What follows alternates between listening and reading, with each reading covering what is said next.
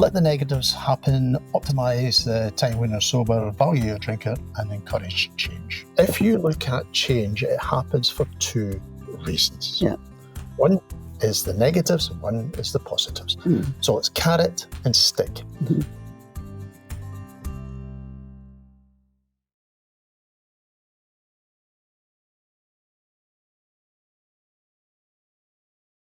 Welcome to Bottled Up Podcast for Families. I'm Lou. And I'm John. And today we're going to talk about a strategy for change, a strategy that we call L.O.V.E. That's L.O.V.E. Okay, so what does it stand for then? This is an acronym. It's an acronym, yes. So it stands for let the negatives happen, optimise the time when you're sober, value your drinker, and encourage change. Okay. It's a strategy for change that we sort of put together when we realised it's trying to beat your drinker into submission is not something that has ever worked. No. It's not very satisfying to you either, but it just doesn't work. So we decided to try a different approach. And the thing we wanted to do is we wanted to make the acronyms that we have in Bottled Up, we wanted to make them positive sounding. So L.O.V.E, we thought, was much more uplifting. Yeah, it's a very complicated word if you live with a problem drinker, love. Because we say, our justification for doing this, rather than saying, just get away, all of you, just get out, is because you love your drinker. But you're not actually present to that emotion all the time, you know. Like we were going to call this love, and I said perhaps not, because if I was actually looking at podcasts, when I got to the word love, I think, well, that's not me at the moment, and I just wouldn't do it as a podcast. But actually, when you look at why people are staying and what's going on, that want our sort of help, it is because deep inside, they love their drinker. It is. It is. Very dearly and very deeply. Yeah. But we've decided to use this as to describe the strategy. Yeah. And you'll see that, you know, it isn't love. They're there. One it's or two of these are very far from that. No, it is a way of treating your drinker.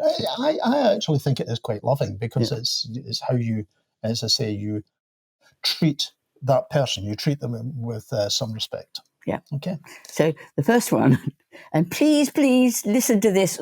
If you're not going to do anything else, don't switch off in the middle of this because it's really important you listen to all that we've got to say. Yes. Okay, so L stands for let the negatives happen. Yes. And I put in brackets here, else they won't learn. So what do we mean, let the negatives happen? Okay, I'm talking purely as a psychologist here. Okay? As a psychologist, if you look at change, it happens for two reasons. Yeah. One is the negatives, one is the positives. So it's carrot and stick. The stick bit is that you have got negatives happening to you. Yeah. So that tends to, in addiction, that's what tends to initiate change. Okay. The carrot part of it is the nice things you get from that change. And that tends to maintain the change, you know?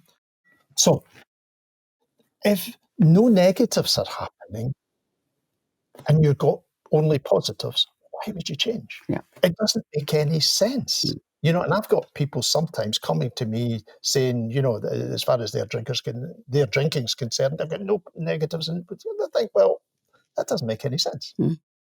So it's letting these negatives happen. If you protect your drinker from the negatives, if you don't allow these negatives to occur, then they don't actually learn from it. For example, if, say, your drinker was running out of money and you just keep giving them money, or you just keep buying them booze, or you phone up their boss all the time and make excuses for them, or you make sure that their dinner is on the table regardless of when they come in.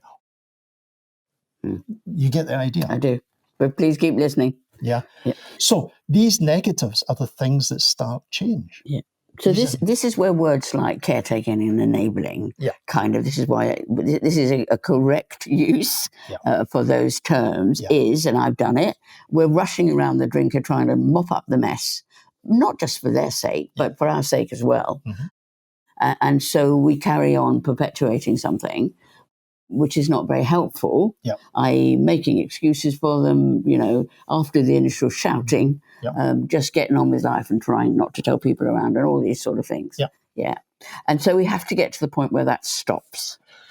If you take it away from a drinking situation, if you take it away from an adult drinker and talk about a teenager, and the room is like a bomb site, and you go in and you clean up the room periodically, but they don't.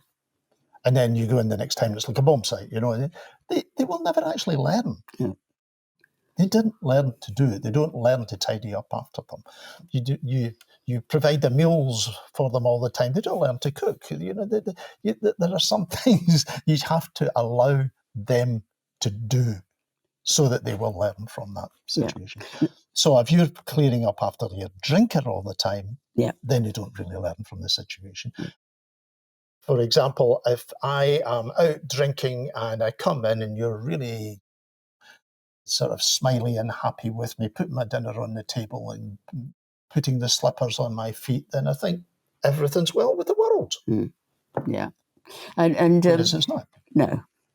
And what we do recommend is that when you decide to do these, don't do it all at once, but when you do decide it, make a considered decision and then go to your drinker. Like, for example, the drinker likes company, the drinker likes talking to you and gets very, very kind of garrulous when they're talking, very, very boring as well. But if you decide you don't want to watch anymore, then to go and say, look, I've decided I'm going to go away. If I see that you're drunk, because it's undermining my relationship and it undermines my feelings for you.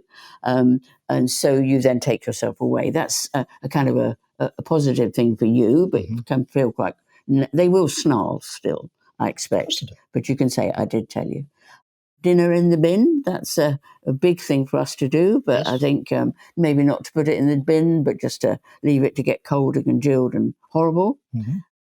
So going to a party, just again, there is no rule that says you have to hang around while your drunk gets more and more drunk and you have to stand there. By the way, if you do feel embarrassed at that point, try not to be, because you will be getting all the sympathy in the room. We think that that's a shameful thing, but actually what's happening is every person in the room is watching your partner get drunk and is thinking how sad it is for you. So you don't need to be ashamed. You're probably actually getting a lot of sympathy, but you don't have to stay and watch it. You don't have to put up with any of the things that are going on. Or make excuses for it. Yeah, that's true too. Making excuses all the time. Or, massage their ego, make sure that they don't feel hurt. They're like, don't make excuses for them. The caveats. These are really, really important, okay? Because you mentioned one of these. Not making excuses to your boss. Now, we have to do a balance of considered impact and deficit, don't we? Yeah, you have to be practical here. I mean, if your drinker is the only breadwinner in the family, it's the only income coming in, then no, you don't really want to phone up the boss and say, oh, by the way, Sam won't be in today because he's lying pissed on the floor, Not probably a good idea, So be practical about this. I mean, if they fell in front of the fire, then, please move them away from the fire, just as long as they're safe, then it's not your job to pick them up. But making them safe is. So there needs to be some practicalities here rather than being sort of so, pedantic. We'll just be practical. Well, you have to, and you must calculate the risks to you. Now, it's not ideal. No, this shouldn't happen. No, this is not authentic and filled with integrity. But it's you in a really difficult situation, figuring out what you can allow to happen and what, in the end, you will wish you hadn't done, because the consequences fall very deeply on you and your family. So really what we're saying is allow some of the real difficulties of what your partner is doing to impact him. Do not rescue him from that. But consider the big picture and the rebound consequences if you do something that actually will make things really, really tough. Now, there might come a time, and that's called an intervention, and we're going to talk about that later. Yeah, we will talk about it then. Basically, it's just if there are negative consequences of drinking, don't intervene. Let it happen. That's it. But use some common sense here. So that is the stick. Now we move to optimize the times when they're sober. Which is the carrot. Yeah. Which is the carrot. Yeah. This is the other side of it. Now, to let you understand, when I was drinking, I used to waking up and my wife would be sitting on the end of the bed. She didn't actually have a clipboard, but in my mind she did, and it was all the sort of the problems, you did this, you did that, you did that. And I hated this. I hated it because I suffered from blackouts. Blackouts being just a lapse of memory of what happened the night before, The blackouts are a kind of odd term because you're actually functioning-ish, but you can't remember a thing about it. Okay. And I often had that. I was going about doing things with no memory whatsoever. You did this, you did that, you did the next thing. And I used to go, oh, don't tell me. I don't want to know. And then we would have this big argument, which would last at least the whole day. Or I would usually go to the pub because I couldn't cope with it any longer. So I would go off. And the day was it got off to a bad start and went downhill all the way. And part of me thought, what's the point of staying sober? And I didn't see any. So what we're suggesting here is that rather than spoil the whole day arguing, throwing back recriminations about what they did the night before or the week before or the month before or whatever, then you actually make these positive times. Now, two reasons. One is because it can bring you closer. Two is you're kind of saying, see, if you're not drinking, then good things can happen. Because very often the drinker thinks, that, oh, if I stop drinking, then it's all negative. It was one of the questions you used to get asked regularly in the alcohol unit. Well, what will I do if I don't drink? And the answer to that was, what do you want to do? Yeah. Absolutely. Yeah. I do. This is a paradox of actually living with a drinker. It is a paradox. You hate Mark II, the drinker, which I used to call, my husband Mark II.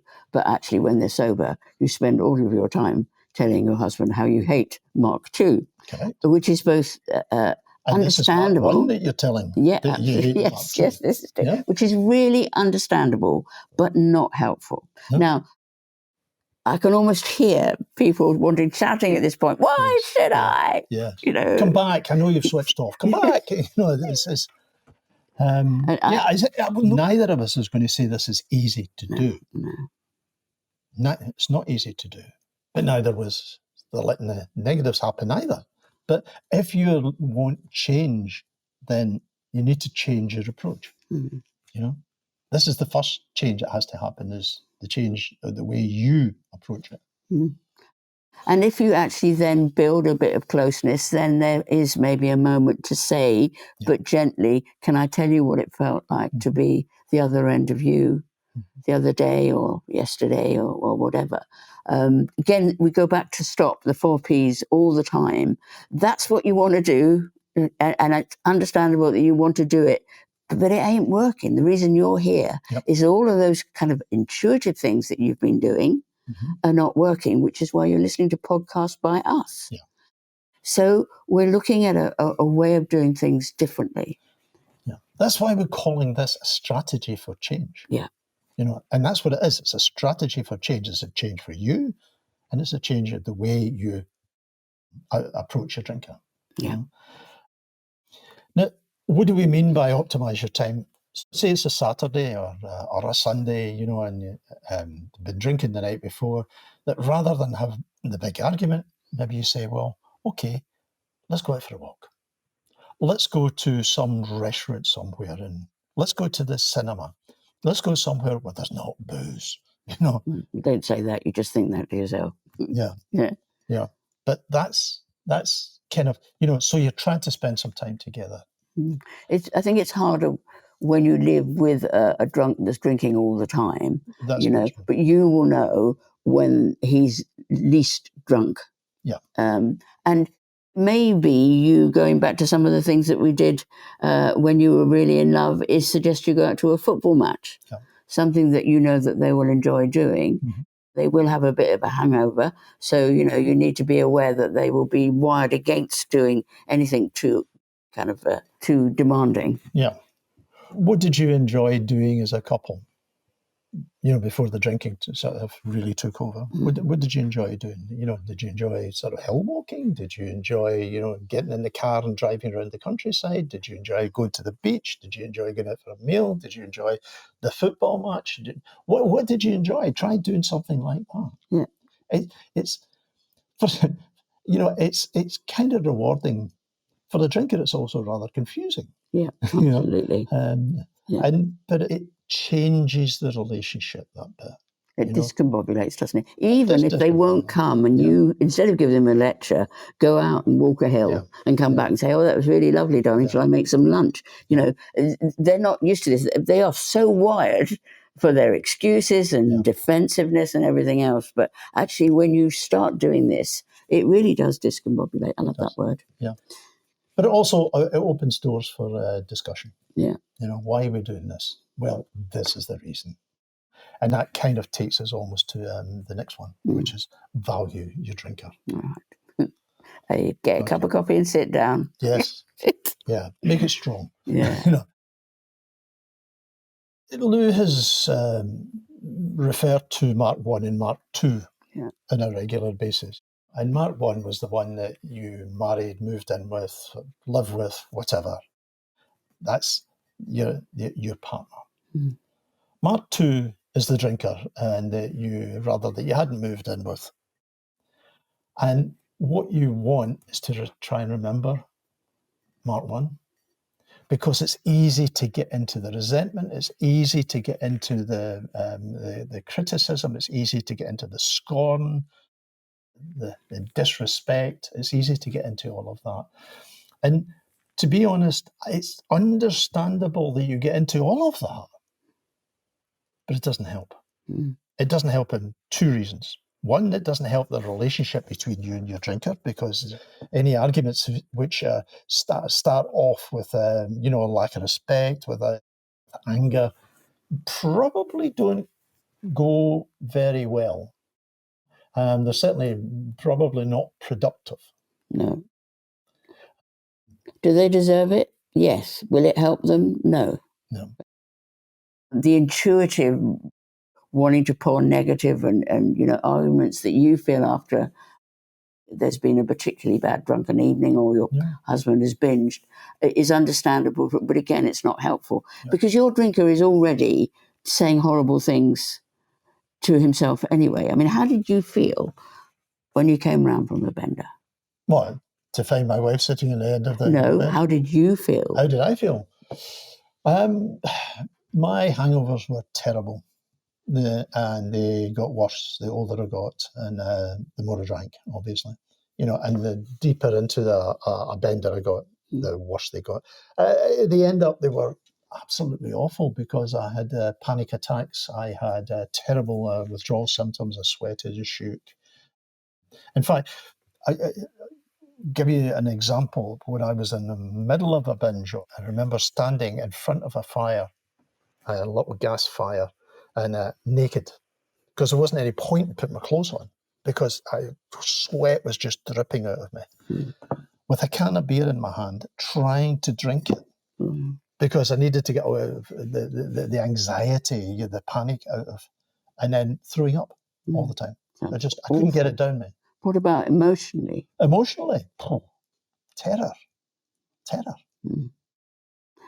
And we're talking about when it got really bad. Yeah. As you were getting bad, if you went on a bender, how would you feel about yourself? Oh, I was not a big fan of me. Okay. Not a big fan of me at all. I was ashamed. I was very ashamed. Self-esteem was in the bin. I just didn't think much of myself at all. And there was a voice inside me that kept saying, but you're not like this. You're not like this. You are today, but you're not like this. You know. But the loudest voice of all was, I need a drink. Because if I don't have a drink, I'll go mad. So that's what I was. So how would valuing your drinker have hit your world? Well, I didn't value me. I didn't value me at all. And it took me quite a long time after I got sober before I really did start to value me. And there was lots of people who helped me not value me, who would tell me how negative I was, how hopeless I was. Because I'm wondering what it looks like, practicalities, okay? Your husband's been drinking, you've been listening to this, and you're thinking, how the flipping heck do I value my drinker at this point? I suppose the most important thing is to remember the true person is Mark 1. Okay, but one of the most impactful things that ever happened to me was my end of my last drink. Now, I've told this story before, and I'll tell it again because it was really, really impactful. I worked in a psychiatric hospital. I had gone into the DTs, and I was in charge of the ward. And they wanted to take me off the ward, and I didn't want to go because I had the keys to the drug cupboard. And I self-medicated from that drug cupboard on a regular basis. They took me up to the head of the hospital, and I was sitting there, and I was in a dreadful state. I was hallucinating, I was shaking, I was sweating, I was the whole bit. And I sat there with my head down, and I said, I'm just a hopeless case. And the head of the hospital said, you may well be, but you're not a lost cause.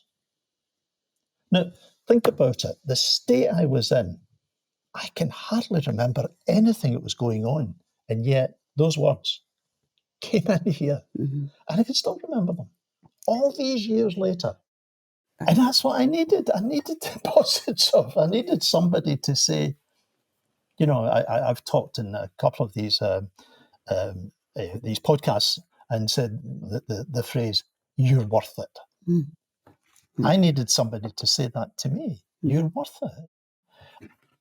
One of the things that I kind of started to feel that the tide had turned was I'm starting to get sober. I'm in my mother's house living with her, which was not easy, I can assure you, because I'd had to sell my house because my wife had left and I had huge debts. So there I was back living with mum again. I had only been a few weeks or couple of months sober. I was still in a pretty fragile state.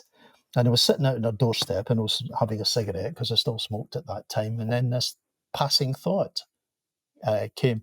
And I thought it must have been meant for somebody else rather than me. And this thought just came into my head, which was, I wouldn't mind having me as a friend. And I went, whoa. And it was very, very impactful. Why was it impactful? Because it was positive. Yeah. Okay, well, I've got to say here, I feel like we're in a classroom now where you've got all the kids going, Miss, because the elephant in the room here is, if my husband or my partner has just gone on a binge or has had a particularly drunken night with his mates, and I just come in and pretend nothing's happened, aren't they getting the message, oh, it's fine then? Yeah, that's a fair question. And that's why L is let the negatives happen. How do you balance those two then? Is that a let the negatives happen, or is that a value your drinker? It's a bit of both. I was going to say that. I think I'm answering that question now. It's a bit of both. Yeah.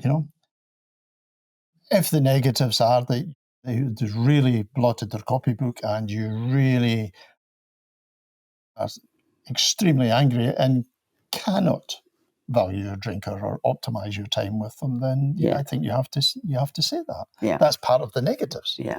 But the valuing your drinker is something different. The valuing your drinker is two things. One is that, as I would already said, that your drinker probably doesn't feel very good about themselves anyway. Yeah. And sometimes we need a bit of a leg up, and now that leg up is that somebody does feel good about you. But the second part of it is, how do you feel about yourself? Are you feeling really resentful? Are you feeling really angry about your drinker all the time? Are you really scornful about your drinker? I mean, you discussed it in your own story where you talked about respecting your drinker, and that you turned a corner when you respected your drinker. Well, because I was drowning in negative behaviours and reactions, and that's what I decided I would do. I was just asking the question that I'm absolutely sure a lot of people will be thinking listening to this podcast. Oh, I'm sure they are. I'm absolutely sure they are. That's, if even after the 4 Ps, you do all of that, and again, the question in the air is, but if I stop doing all of those, won't they then hear it's all right? I'm letting them away with it. Yes. But giving them license to drink. Yeah. But I suppose if you came in, because I just put myself in a situation and said, darling, that I don't like it when you get drunk. However, we've got a morning together. I love you. Let's do something nice, because I miss you when you're behaving in a different sort of way. Let's go out and do something nice. So that's putting it into a practicalities. That's what you do. Yeah. And so what you have to do is to find things to affirm. And it still holds true in this situation that actually, though it's utterly counterintuitive, and it's still all of this feels like counterintuitive. If your partner's feeling absolutely crap, if you want to change, then somebody, and it's the person that loves them, is probably the only person really empowered to do that, is to basically give the message, I love you, I know what you're really like, and I'm here because that person is worth fighting for. We talked about what I said just now is what you do, but that's where your heart needs to be, isn't it? Hanging on in strong for the real person and believing that. If you look back to stop in the 4 Ps, this is the logical opposite of this. This is you starting to change yourself, you change your attitude. I think it's supposed to be Einstein that's supposed to have said, insanity is keeping doing the same things and expecting a different outcome. And if you keep doing the same thing, and don't get me wrong, all of these attitudes, all of these behaviours that come out of you are natural. Nobody would really blame you. But what you have to ask yourself is, do they work? Yeah. If they work, please carry on. My suspicion is that they don't work because you're listening to us. Yeah. And you wouldn't listen to us if you didn't need it. Yeah. I mean, I do this as a counsellor. If somebody comes to me, they're going to pile a whole load of crap about what's going on and how they're not responding well to it. But actually, my job is not to judge in any way what they're telling me. You sift through that. But my real question is, who are you really? What's going on? How can we enable you to find yourself again and to grow and to heal? So I'm always looking at the true person inside and, if you like, calling that person out. In the 80s and 90s, there was a lot of research and a lot of talk about the self-fulfilling prophecy, particularly within education. And the self-fulfilling prophecy basically is somebody they're crap often enough and they start to behave crap. Don't be surprised. Because that's what you've called out of them. If, on the other hand, you tell somebody how good they are, then, in Christian circles, we talk. So there are good principles at work here. They're not totally alien. They're not completely off the wall. However, that doesn't mean that they're easy. Because they're not. They're not easy to do, particularly if you're angry, hurt, disappointed, frustrated. It's getting round that. But this is not just about valuing your drinker so that they'll feel good. It's also about making you feel good. Yeah. Because if all you have is all these negative emotions all the time, how do you feel about yourself? It's horrible. Yeah, no, I've certainly been there. Do you know what I mean? Because you're poisoning yourself with these emotions.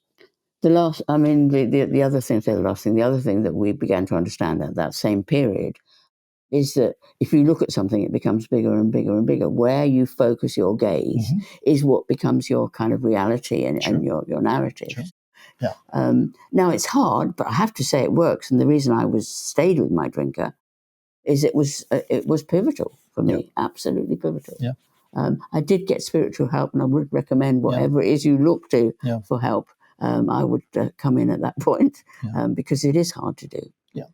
Yeah, and if you're listening to this, we agree it is very, very hard to do, but there are rewards for doing it. Yeah. You know, and the rewards, even if your drinker doesn't change, one of the rewards is that you will, and you'll feel better about yourself because you'll feel better because you've done what you feel is the right thing at the end of the day. And we always say to people, okay, you may well leave them, and obviously safety first, but if you are staying around, one of the benefits of doing the program is even if you do leave, and you may well make the decision to leave, which we would back, you can look at your children or the people that, wonder what went on, and you can honestly say to them, look them in the eye and say, look, I really have tried. I did my best. I did my best. Yeah, I didn't just leave on a whim.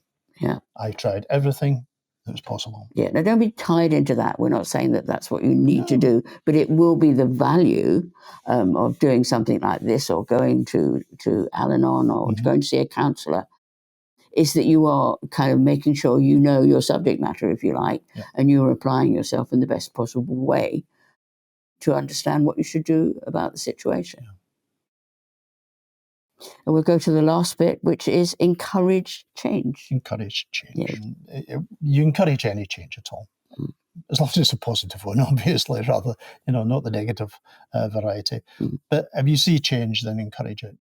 I really like AA for many, many reasons. Didn't used to, do now. And it's really, really helpful. But one of the things about AA is the fact that, it's black or it's white. You're sober or you're not sober. And then you can be sober for 8 years, and then all of a sudden you go off the bank, and that's it. You're back to square one again. And that's you don't like that. Not very sensible. That's not very good. One of the things I do when I'm working with people is, I get them to put a calendar up in the wall and put, red crosses and green crosses in the calendar. So the green crosses are the days that they didn't drink, the red crosses. And what I say to people is, if you look at the pattern, and if it's getting more and more green crosses than red crosses, then you're moving in the right direction. So taking hope from any positives, and that's kind of what we really need to do. If you sort of turn around and say, well, that's hopeless because you've been sober for 22 days and that on the 23rd you drank, so that's useless. It's trying to see that, no, you actually did 22, whereas previously you hadn't done any. Do you know what I mean? So trying to find the positives where they are. So just like the bloke that you talked about earlier, gave you this affirmation at the time of your worst. Yeah. The love and care and affirmation that we try to invest in our drinker is the equivalent of a hand going down and trying to pull them out of a drowning sea. Absolutely. I mean, the power of that is if you saw the state of me during that evening, because I was fully into the DTs by that time, to go and get a doctor. I ended up in a psychiatric hospital, brain damage, liver damage, months to live, the whole bit, I can still remember those words. Yeah. That's the power of it, That was like this bolt of lightning, it just straight into my head. And I hung on to that. And the dance again has changed. Yeah. You might be throwing all this crap at me, and I absolutely hate it, and I wish it wasn't happening, but I'm actually going to remember who you are. Yeah. I'm going to affirm who you are, and I'm going to call that out. Now, obviously, you can't keep doing that forever and ever. Oh, of course not. But I think for me, I turned a corner. when I did that. I mean, I spat and railed and ground my teeth about it first, and why should I? And basically the message I got back, because you can. You can. You have the power to do it. And it's true. I had the power to do it. I didn't want to do it, but I had the power to do it. So don't underestimate the power of you deciding to change the dance and find the positive and actually call out the positive, because you have the power to call out the good in people. I absolutely believe that. You know, put someone in a room who's grumpy, all right, who's bad-tempered. What you find out is the room full of grumpy people afterwards who, who've come across him and feel the worse for it. You put someone in that's being loving and positive, and the impact on that room is that actually people feel good and, they've enjoyed the interaction. That's the power of positive care. Absolutely. Yeah. So what do we take away from this then? Well, I think the first thing we take away is that if your approach you've been using up till now is not working, try a different one. And here's one. It's love. Yeah. So let the negatives happen. You don't have to punish the person. They've managed to do that all by themselves. Yeah. Optimize your time. So that's the stick. Optimizing your time when they're sober, that's the carrot. Yeah. So make not drinking a positive experience. Yes. Yeah. And then value your drinker and remember the person that you loved. That person is still there. Yes. They absolutely still exist. And if you keep your eye on that and keep calling that person out, you are empowering that person to rise up and take control of their life again. And you're empowering yourself. Yeah. Yes.